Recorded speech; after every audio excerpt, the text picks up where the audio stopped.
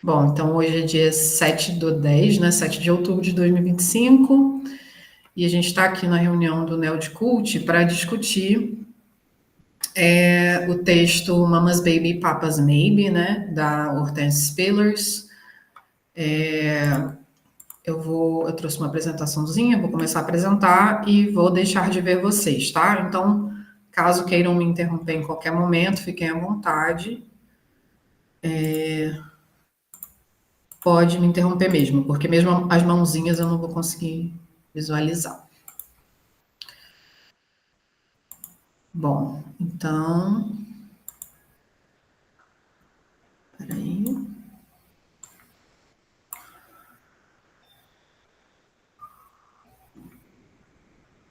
Apresentar.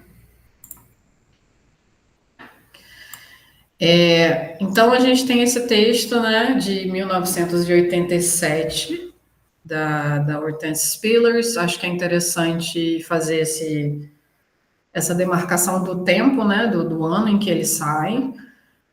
A gente pode lembrar que também, por volta desses anos, é que começam as publicações da Kimberly Crenshaw, né, sobre o conceito de interseccionalidade.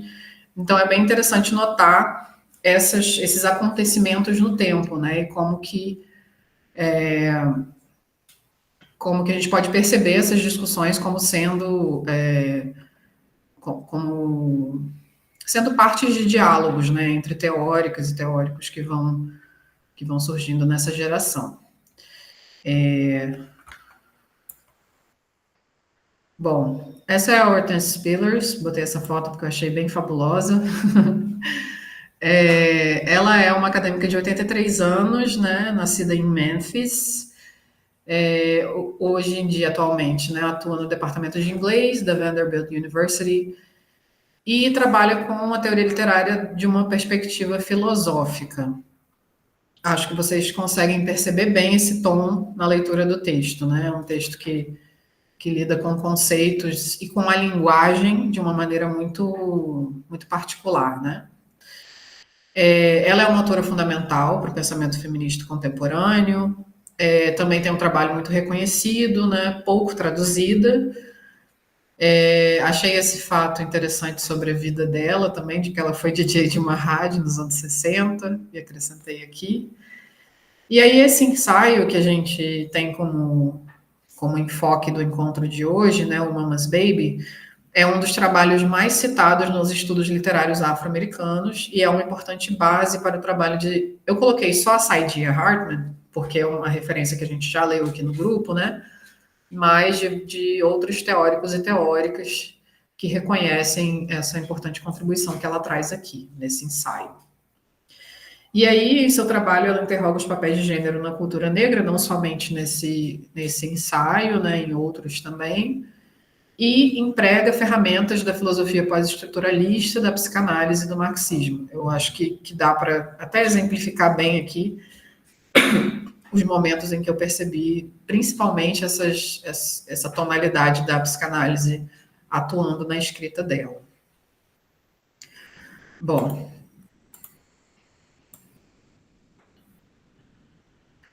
e aí, eu acho que um bom ponto de partida para a gente entender esse texto, né, considerando que é um texto bem complexo, né, às vezes a gente precisa ficar voltando nas sessões do texto.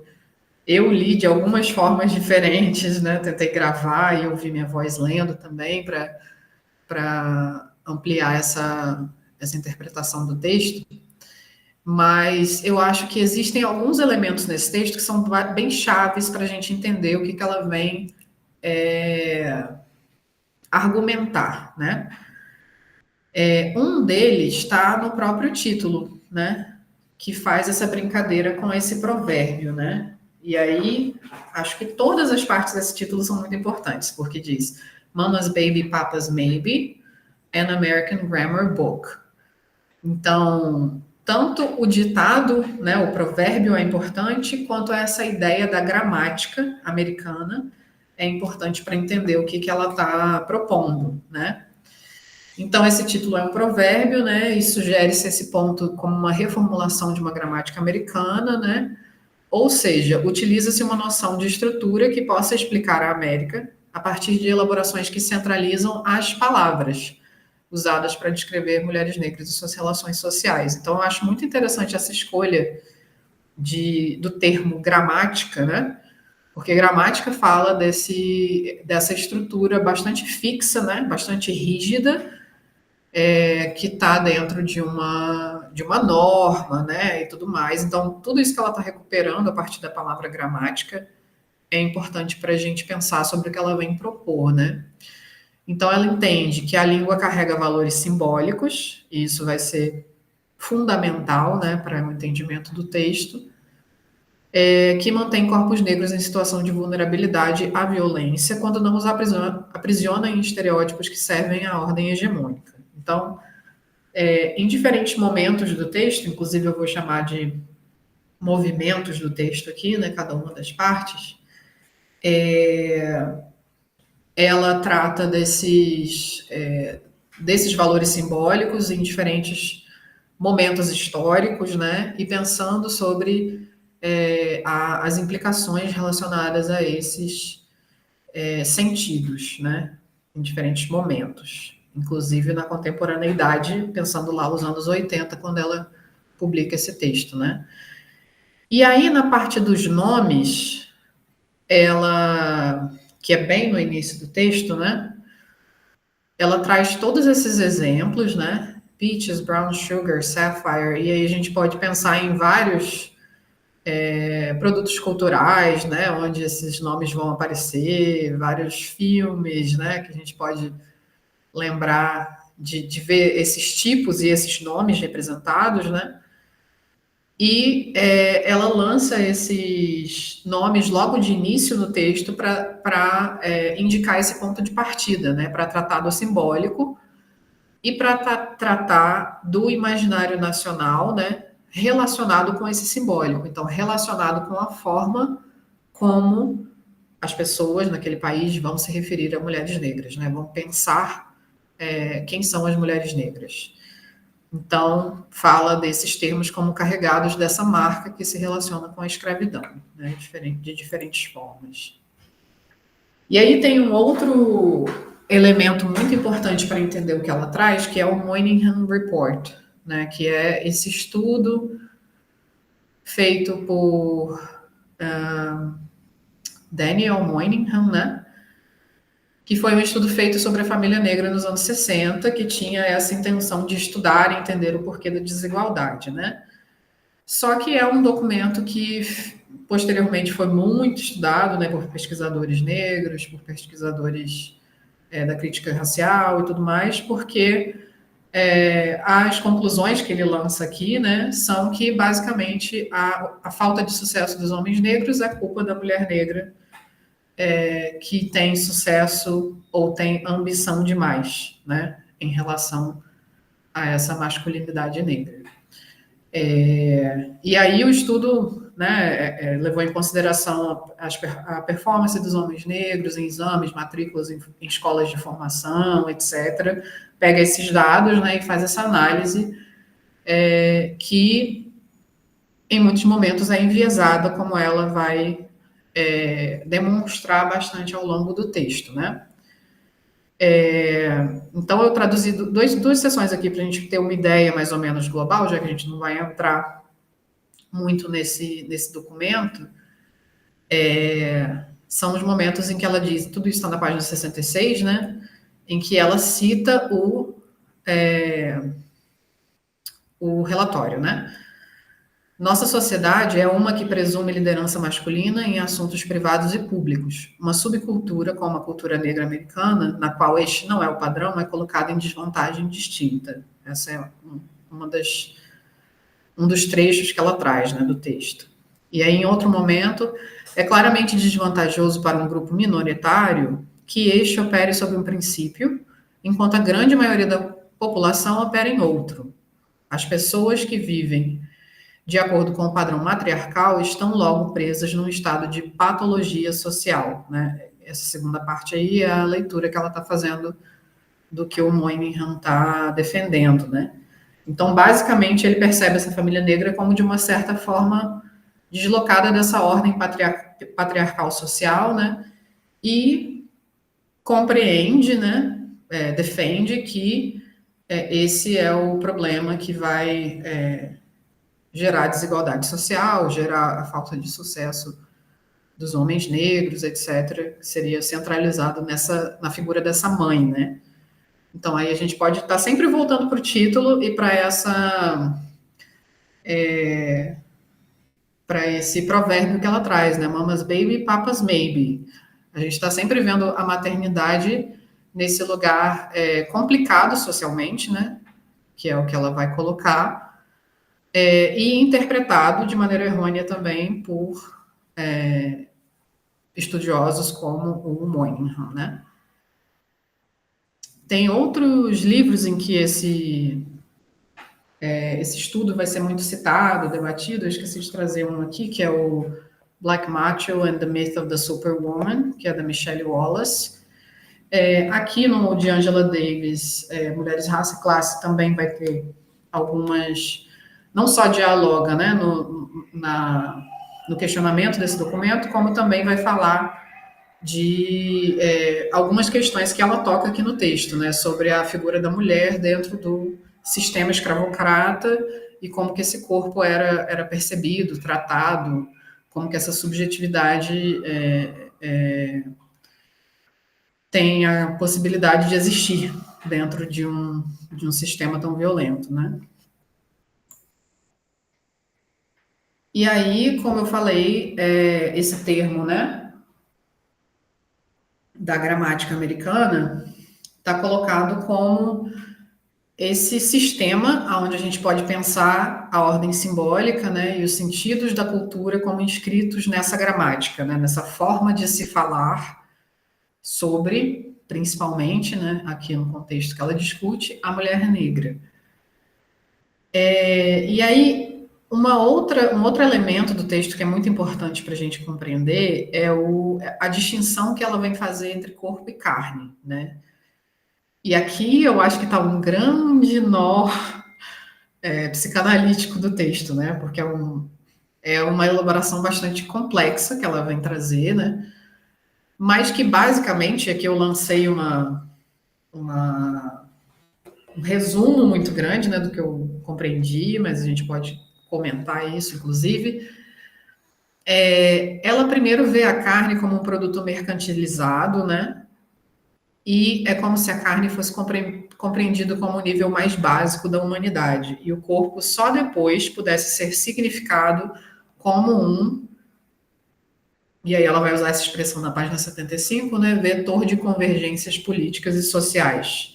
Né? Então ela pensa na carne como essa primeira instância onde se inscreve, inclusive, essa violência e esse trauma, né, vivido pelas pessoas escravizadas, mas o corpo vai ser significado dentro desse contexto social onde ele vai atuar, né? Então, o corpo só passa a ser significado na gramática do que vem a se tornar as relações entre as raças no contexto social, onde se configura a dominação branca sobre as demais raças, né? São relações, mas são esse tipo de relações marcadas pela dominação. Então, esse ponto que é bem importante, eu acho que a gente pode voltar nele um pouco e eu vou destacar alguns outros momentos, né, em que ela comenta sobre essa distinção e o porquê, né, por que é importante pensar nessa divisão, digamos assim, né, para compreender essa gramática americana e a forma que a mulher negra é percebida, né, socialmente. E aí ela também vai, em alguns momentos, tocar na noção de kinship, né, de parentesco, questionando se o parentesco é uma condição natural, né, se a gente pode considerar o parentesco como uma condição natural ou como um sentimento, um senso de pertencimento, né, se a gente tem o contexto da escravidão como uma marca histórica, né? E aí eu estou falando a gente, incluindo a gente no Brasil, por óbvias razões, né? Mas ela vai se ater ao contexto estadunidense, né? E aí, como ela se atém a esse contexto, né, obviamente ela vai estudar os textos dessa tradição, né? Então, ela vai estudar a Life and Time of Frederick Douglass, né, que é a importantíssima autobiografia, né, do Frederick Douglass, que teve 3 edições diferentes, foi revista por ele mesmo, né, e reescrita algumas vezes, e até hoje é um livro de um valor inestimável, né, não dá nem para mensurar, e muito estudado como texto literário, muito bonito e muito poético também, né, apesar de descrever essas instâncias terríveis de como que ele passou, né, pela experiência de ser escravizado. E aqui é interessante que ela usa os exemplos do Douglass, não só desse livro, né, que ela volta bastante nesses relatos, como desse livro aqui, que é o Incidente na Vida de uma Menina Escrava, da Harriet Jacobs, que tem essa tradução aqui da Ana Ban, né, e foi lançado no Brasil,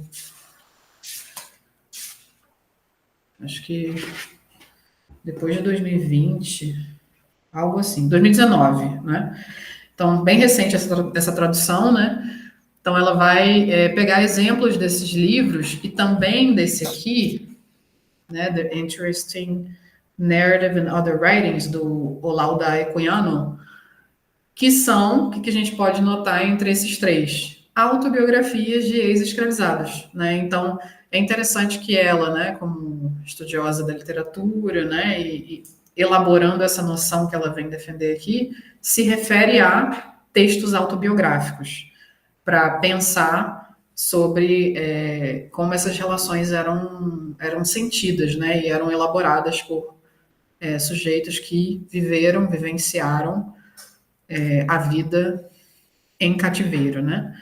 Então ela fala do relato do Douglas, que vai contar sobre como ele foi afastado da mãe dele muito cedo, né, e impedido de conviver como irmão com seus irmãos.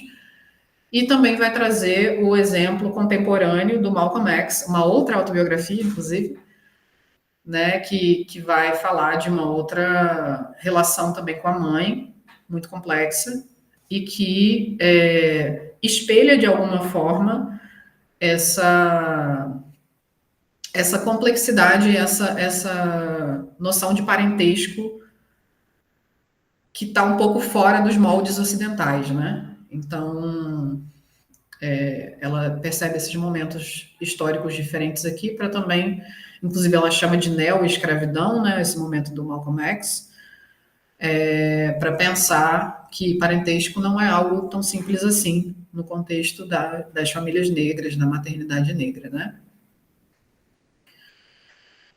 E aí tem várias questões aqui, vou tentar passar bem rápido por elas, para não ficar falando muito só, mas nos diferentes movimentos do texto, né, tem.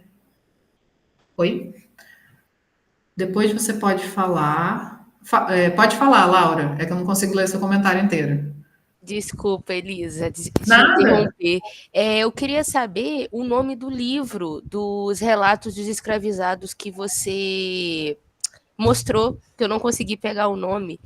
Ah, tá, são 3, né? Todos Uhum, eles estão citados no texto dela. Esse aqui, uhum, Incidente na Vida de uma Menina Escrava, da Harriet Jacobs. uhum.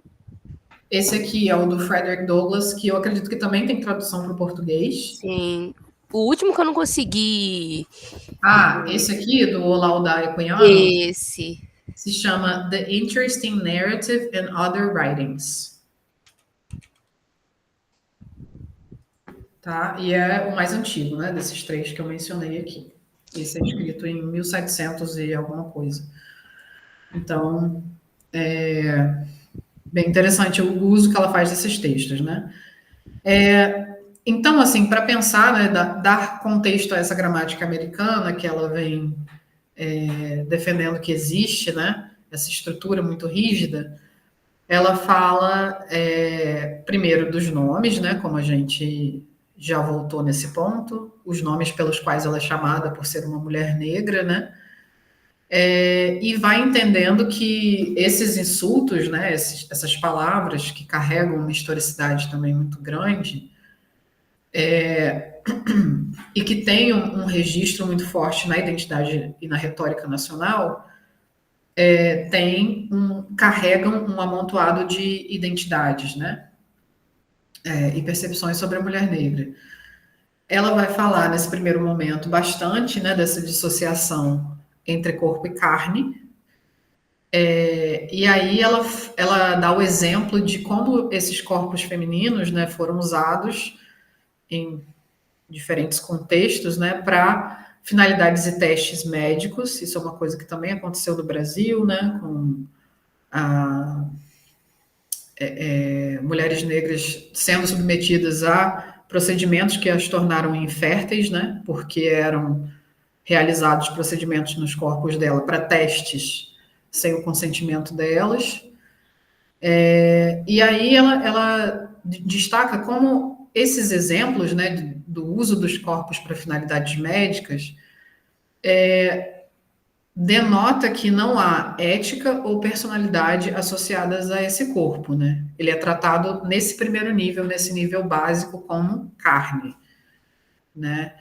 E aí, do lado aqui eu coloquei sobre os sentidos sociais, né, desse corpo,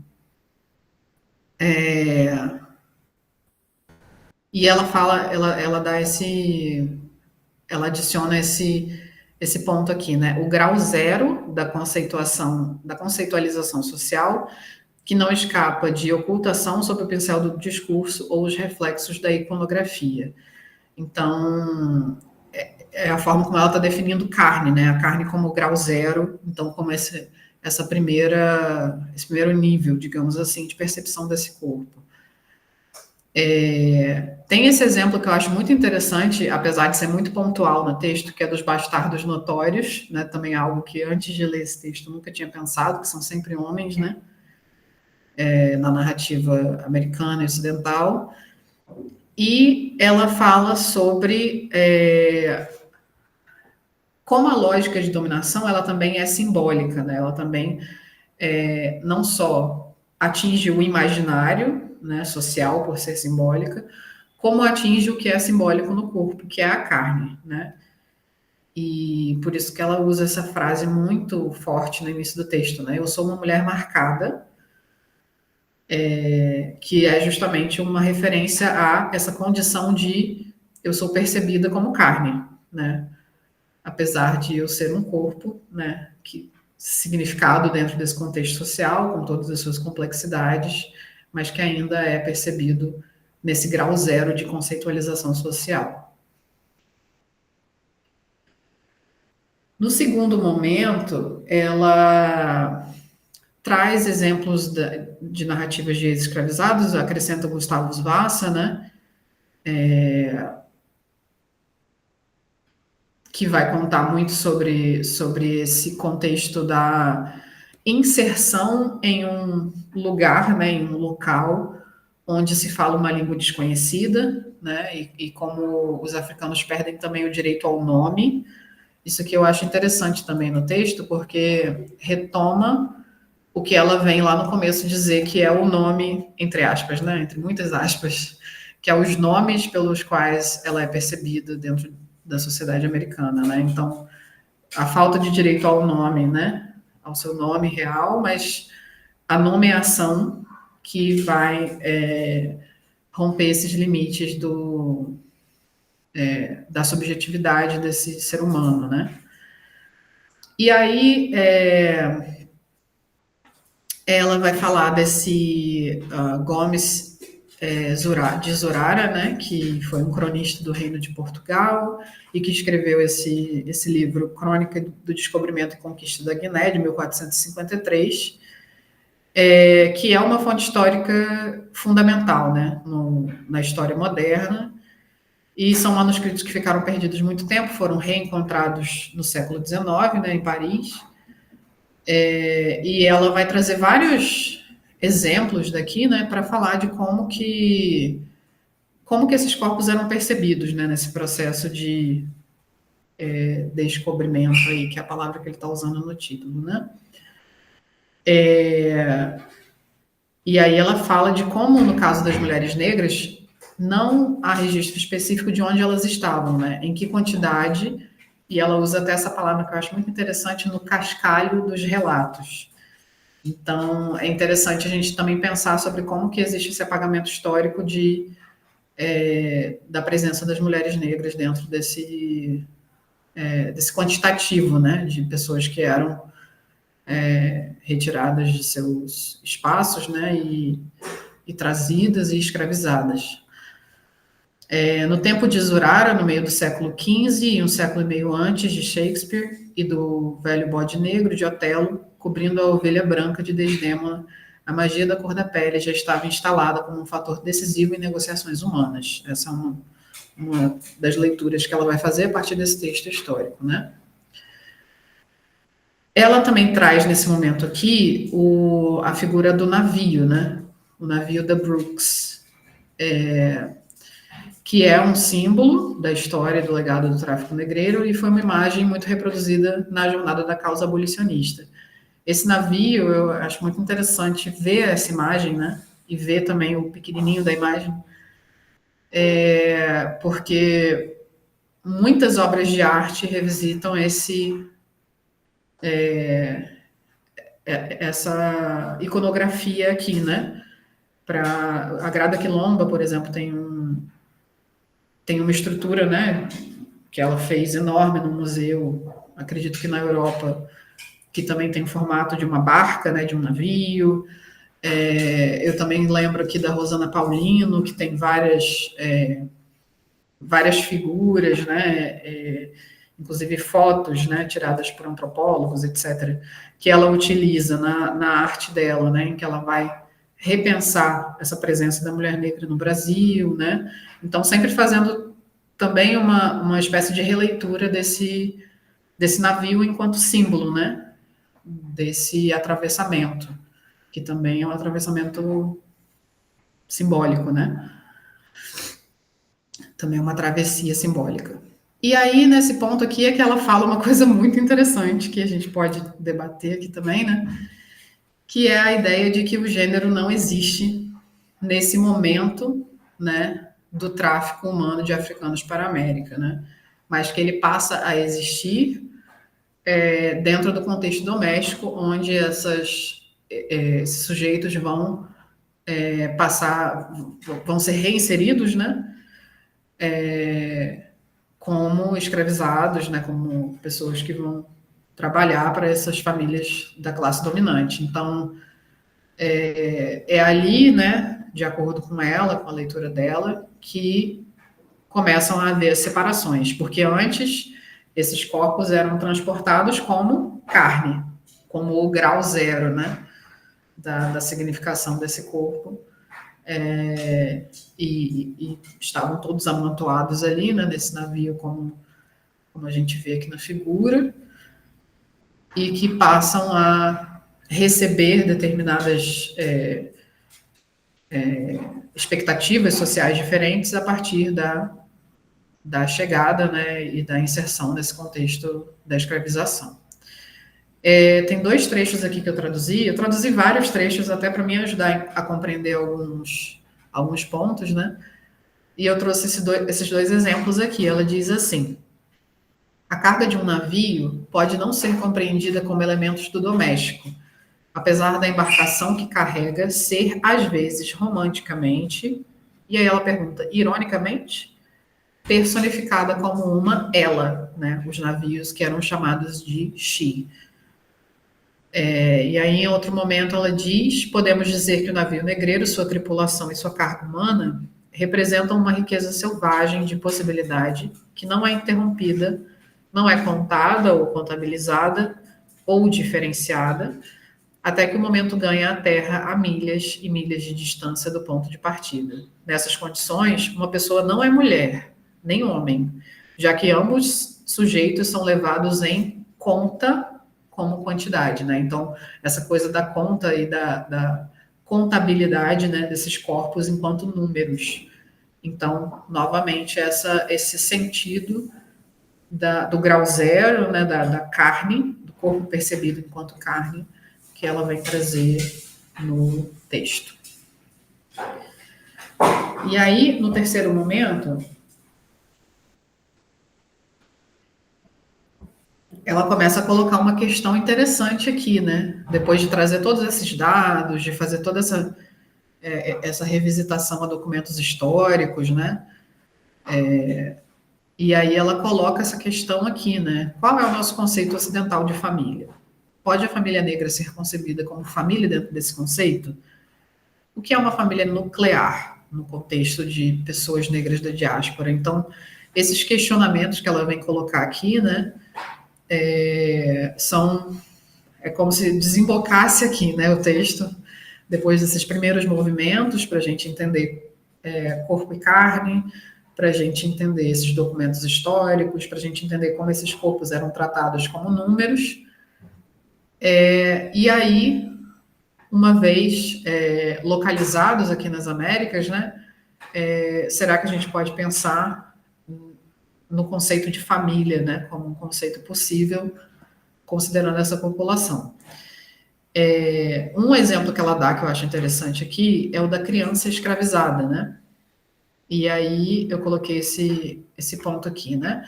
A criança escravizada tem um status indefinido, uma vez que ela não se insere na estrutura patriarcal vigente.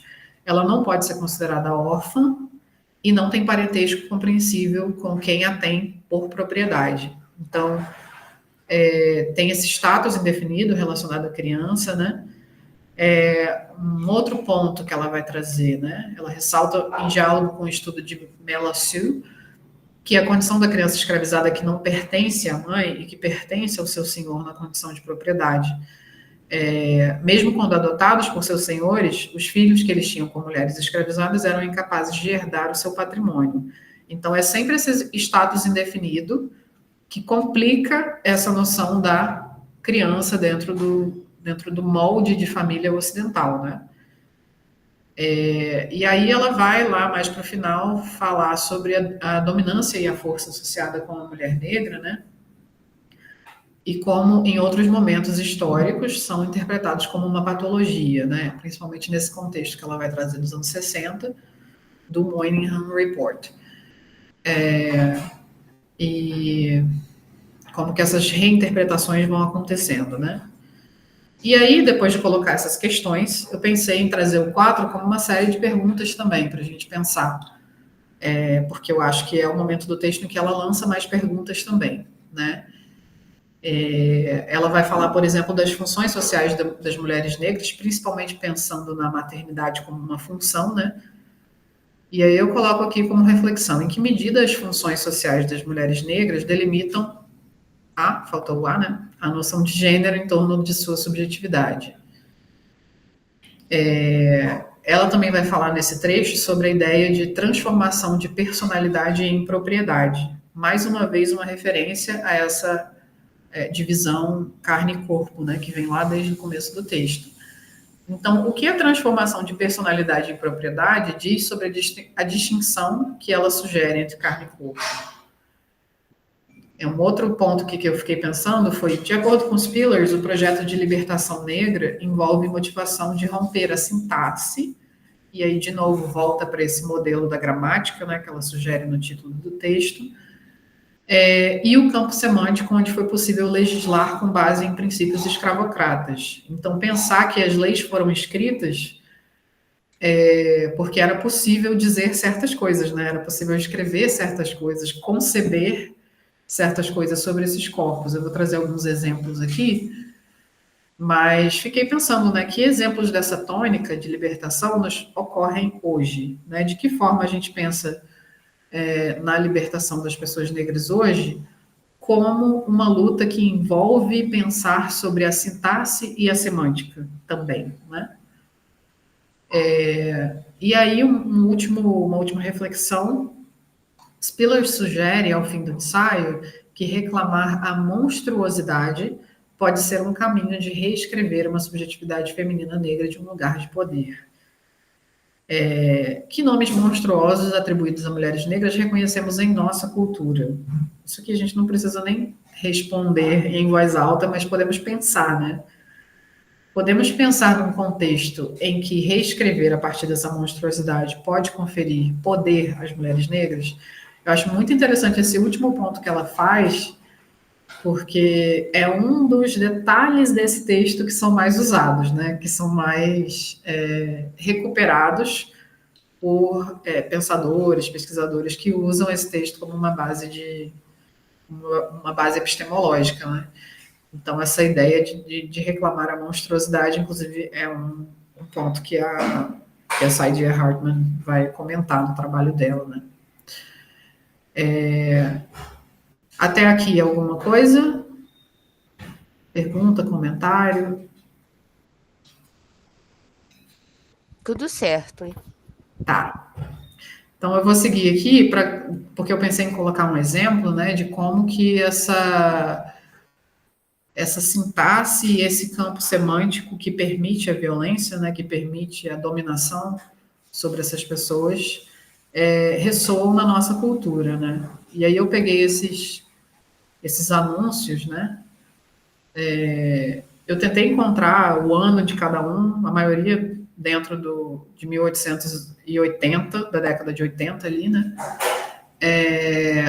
E para a gente pensar, né, como que esse corpo realmente era percebido como carne, né, dentro do contexto brasileiro. Aqui a gente tem, eu escolhi esses aqui mais a dedo, né, para pensar as mulheres, né. Então aqui, por exemplo, a gente tem a função, né, da mulher como sendo a qualificação desse corpo, digamos assim, né. Aqui a gente tem mais uma vez, né, a capacidade do trabalho, né? Aqui a gente tem a palavra muito galante, né, as palavras muito galante que chamam a atenção, então a beleza da mulher, né, como uma qualificação desse corpo, né, que é compreendido como carne. Aqui, né, tem a criança associada a essa mulher, né, no caso, essa mulher aqui de 30 anos, que tem um filho, aliás, dois filhos, né?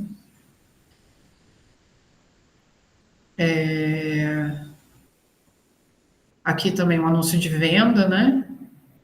E aqui esse corpo sendo qualificado como capaz de alimentar as crianças da casa grande, né? Assim, bem explicitamente, né? São exemplos da nossa cultura de pouco mais de 100 anos atrás, né?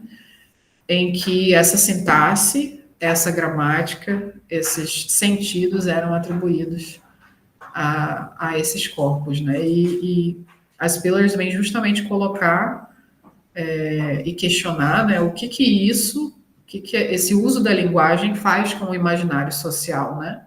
De que forma interfere nessa compreensão de quem é essa mulher negra, que ela no final vai entender como possível sujeita que pode reclamar essa identidade monstruosa para si, né? Lembrei dessa música que a Elza Soares canta também, né, para pensar essa coisa da carne.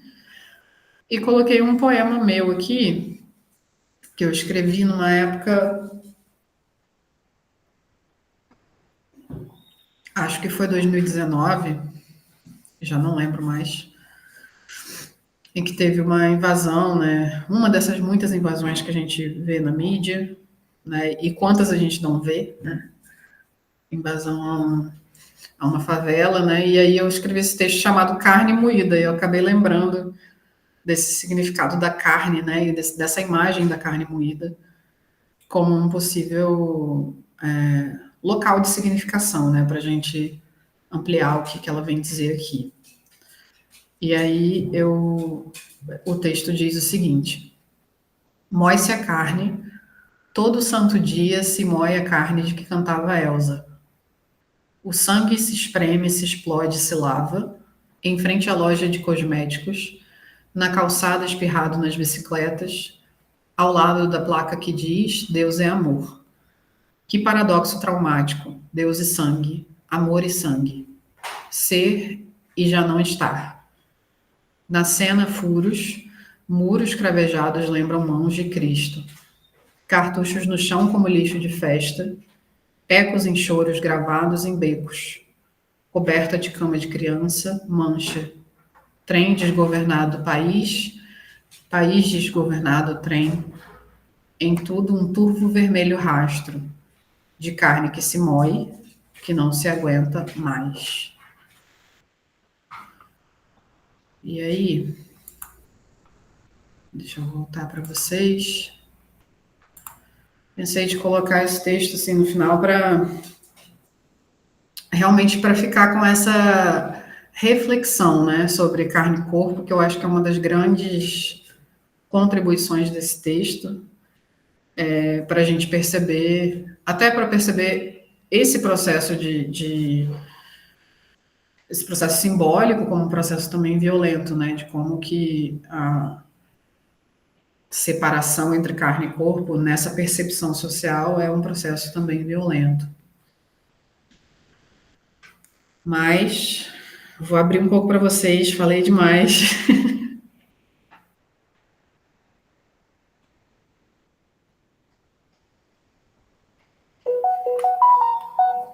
Acho que eu vou, de repente, parar de gravar, né?